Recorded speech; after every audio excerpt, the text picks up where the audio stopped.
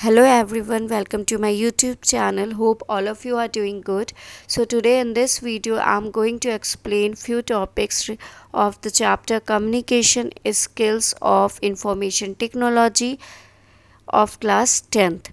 So the chapter is divided into sessions, and in this session I'm going to cover the introduction of the communication.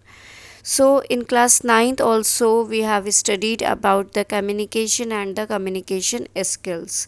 So basically, what do you mean by communication? What makes human beings different from other living organisms? It is the ability to communicate. Means human beings can easily communicate with others. For example, when you are hungry, you ask for food from your mother, and if the food is ready, your mother can give you. But if the food is not ready, then in response she will takes time to prepare the food and you need to wait. Or when you are unable to understand any concept, you request your teacher to explain that concept again, right? It is your ability that you are communicating to your mother or the teacher. But let's take an example of any animal or bird. For example, if any animal or bird lost its way, what happened? It has to find it itself. It cannot ask someone else for the direction. So communication can be defined as the ability to exchange ideas with each other. So mainly the sharing of ideas, or any beliefs or any knowledge, any data is called the communication. And the word communication comes from the Latin word communicate, meaning to share. So we have several types of communication, like verbal, non-verbal, visual. And from the verbal means we it involves the use of words between the participants. The use of words may be oral or written, and it is important because we can exchange information, we can begin a relationship, we can ask from the help from the others, and we can share our emotions and feelings. Examples are like when we are talking face to face, or speaking over the phone, or through the email, or through the video conferencing, through lectures, seminars, etc. On the other hand, non-verbal communication means it can communicate. You have to communicate through your thoughts and feelings even without speaking a single word. Through your facial expression, hand movement, through your gesture, through your body language, eye contact, etc., you have to communicate. So non-verbal communication has a more powerful significance or impact on the other person than the verbal communication. Why is it so? Because it is believed that you can fake your verbal communication, means you can fake your words or sentences, but you cannot fake your non-verbal communication. Like you cannot fake your feelings, your emotions, your hand movements, your gesture, your body language, etc. So mainly communication skills are those skills which are needed to speak and write properly. Means when we are able to speak frequently, means when we are able to speak, when we are able to write anything very easily, then it means that we have the proper communication skill. For example, if you are communicating to the person, you are saying anything to them, right? So some points to be kept in mind for the positive body language is we have to look into the eyes of the person, but we do not have to stare. Do not visit as it may distract the other person. Arm should not be close as it shows the anger. Always have a gentle smile over your face. keep your body erect whether you are standing or sitting, and most importantly, be properly dressed. So we are having a person who is able to speak appropriately while maintaining eye contact with the audience, uses varied vocabulary and articulate speech to suit the need of the audience, is generally said to be an effective speaker. And similarly, the same an effective writer should be able to use written words in various styles and techniques to communicate his or her message and ideas to the reader. Basically, effective speaker and the effective writer should possess some tactics and techniques to have a very powerful communication over the another person, so it can gather a lot of audiences, right?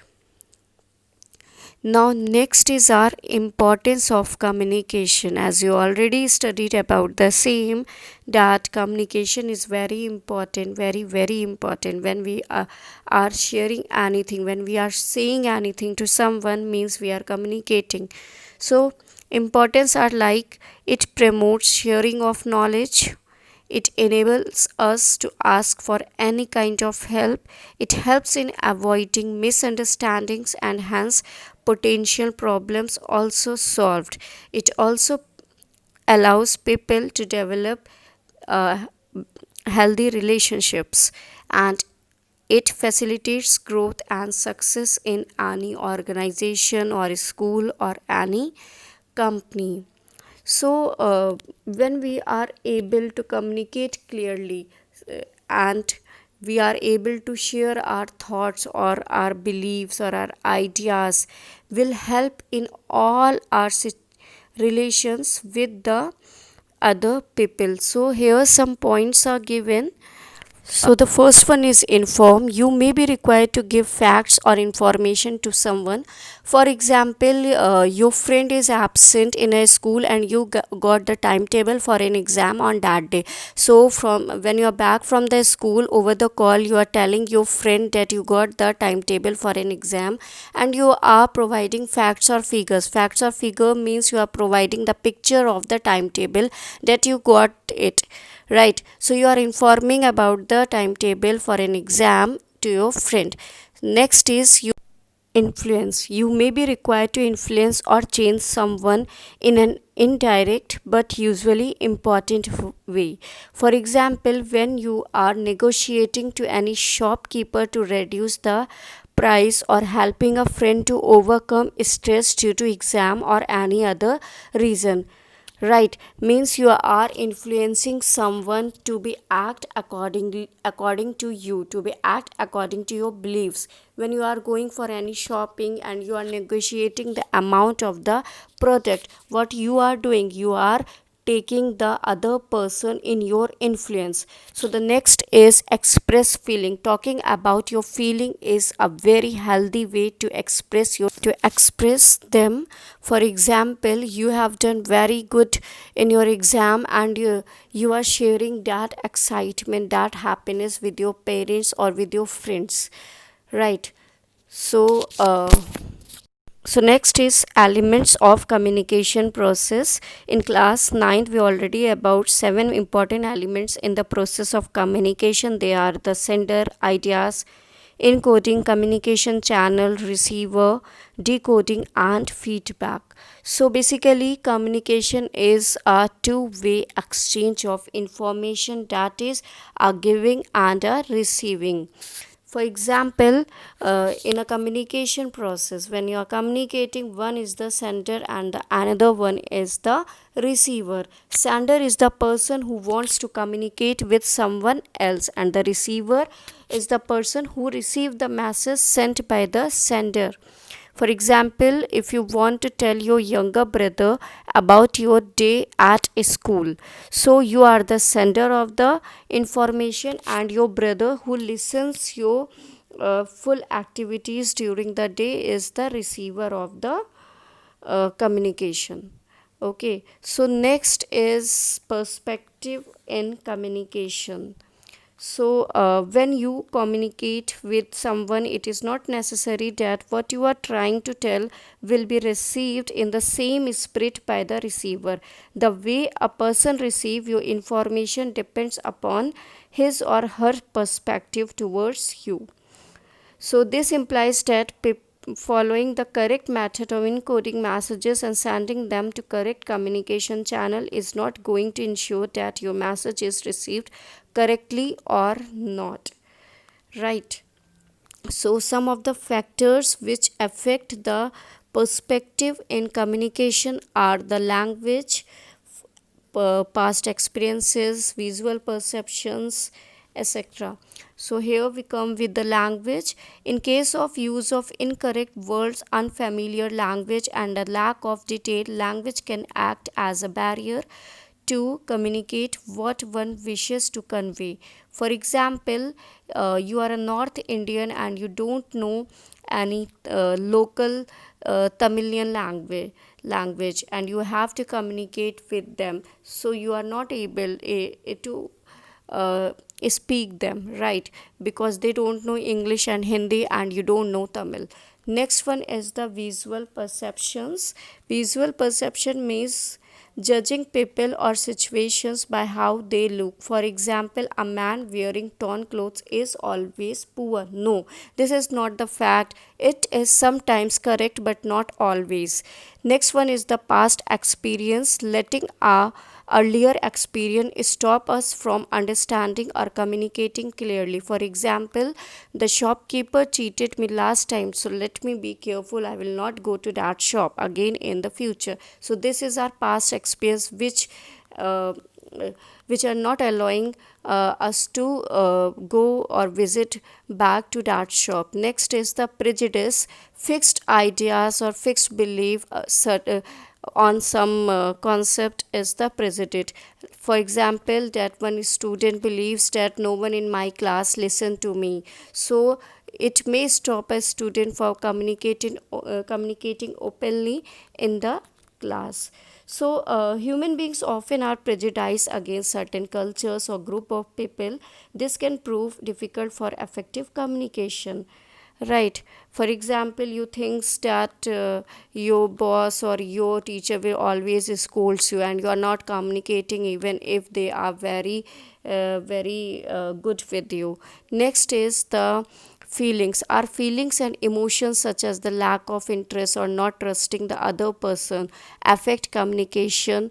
For example, I am sad, let me not talk, right? When any person wants to talk with you, wants to communicate, but your mood is not okay, so what happened at that time? You are saying that do not talk to me, I am not okay at that time. Or and too much happiness also hampered the situation. For example, if the person gets excited and he is willing to accept anything, whatever you are saying, he is okay, okay, okay, but what happened at that time, it may look good immediately, but for the long term it is very very problematic. So, as a person sending a message should be aware of the emotional changes also, what the receiver is going through. And the next one is the environment. The emotional and physical aspect of the situation where communication is taking place is the communication environment. The environment in which communication is taking place affects the level to which communication goal is achieved. Personal factors like your own feelings, your habits, and the way you are thinking also hampers the communication. For example, you are always rude to some beliefs, you are or you are always very in support of some culture or some beliefs, so it may also hamper or it may also break down the uh, communication. For example, that when you are talking to someone but your confidence is very low, then what happen, your personal factors are healthy communication. Next is culture, signs which have a different meaning in different culture. For example, showing a thumb may be good job for some but may be insulting to the others. So culture is also hampering the effective communication. Next one is the effective communication, and it is important too. There are 7 C's of effective communication. First one is clear, then concise, then concrete, then correct, coherent, complete, and courteous. So, first is clear. Be clear what you want to say. Concise. Always use short and whatever needed, only that things. Next is concrete. Use exact words which are required.